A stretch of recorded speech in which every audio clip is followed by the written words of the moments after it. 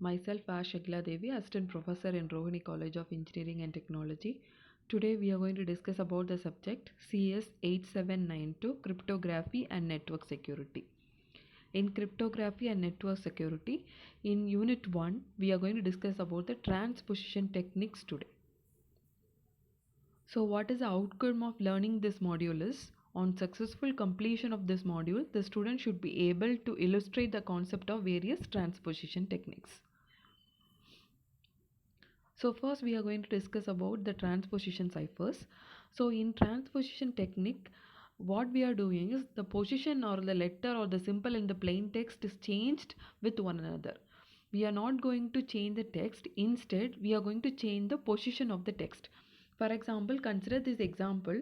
So if this is it written in order, meet me after party, this is a message. We have written this in the form of columns, and we have to read the columns in some other order, means, or if you change the order of the column, means that creates a transposition ciphers. For example, first we have to write the letters which is in the fourth column, then in the second column, then in the first column, then again sixth column, third column and fifth column.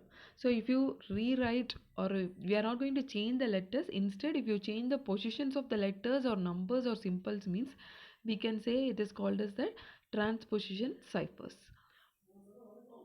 So in transposition cipher techniques, we have two types of transposition ciphers. One is the rail-fence cipher, another one is column transformation or the transpositions. So in columnar transpositions, we have simple transpositions as well as the double columnar transpositions. So first we are going to discuss one by one. First one is the rail-fence cipher. So in this method, the plain text is written downward on a rail of fence, starting a new column when the bottom is reached. So we have to write it in a form of a zigzag manner. When it reaches the bottom, again we have to move to the top. So in this algorithm, first write down the plain text as a sequence of diagonals. Second point is read the plain text written in the first step as a sequence of rows.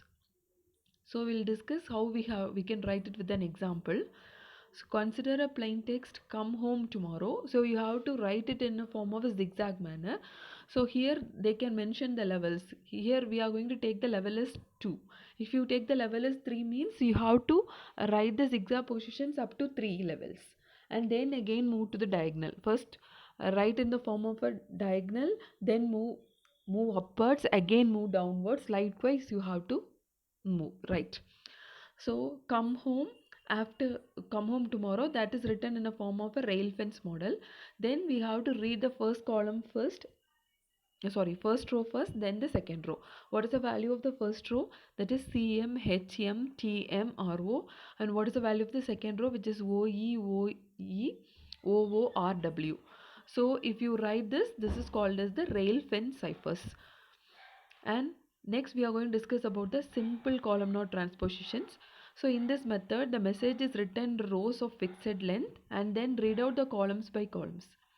So the columns are selected in in order of a scrambled order. The number of columns are defined by the length of the key. So in this algorithm, write the plain text row by row in a rectangle of predefined size. Read the message column by column according to the selected order. Thus obtained the message is a ciphertext by using simple columnar transpositions. So consider this example, welcome home.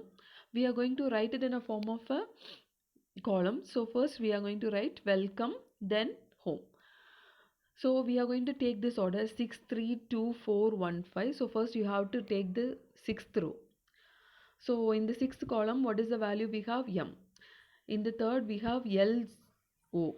And in second we have E and H. In the fourth we have C and M. In the first we have W and E. In the fifth we have O and E.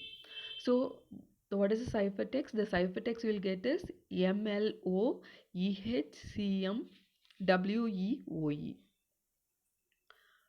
So what is double columnar transposition is? The simple columnar transpositions can be attacked by guessing some possible column lengths. So we are going to do the columnar transposition twice. So that with the same key or by using the different keys. That is called as the single columnar transpositions. Not a single, double columnar transpositions. So this is an example for a double columnar transposition. So we have taken the same example, welcome home, with the same order 632415. So first we have to apply the first simple columnar transposition, so that we will get the output as MLOE HCM WEOE. So once again, for this ciphertext, perform the double columnar transpositions. That is, once again we are going to perform the single column transposition, so that you will get the output as, first we have to take the sixth value, so C, then 3 O and E, second L and W, fourth E and O, first M and M, fifth H and E. So the output will get is, so what is the output we will get? C O E L W E O M M H E. So this is the difference between single columnar transpositions and double columnar transpositions.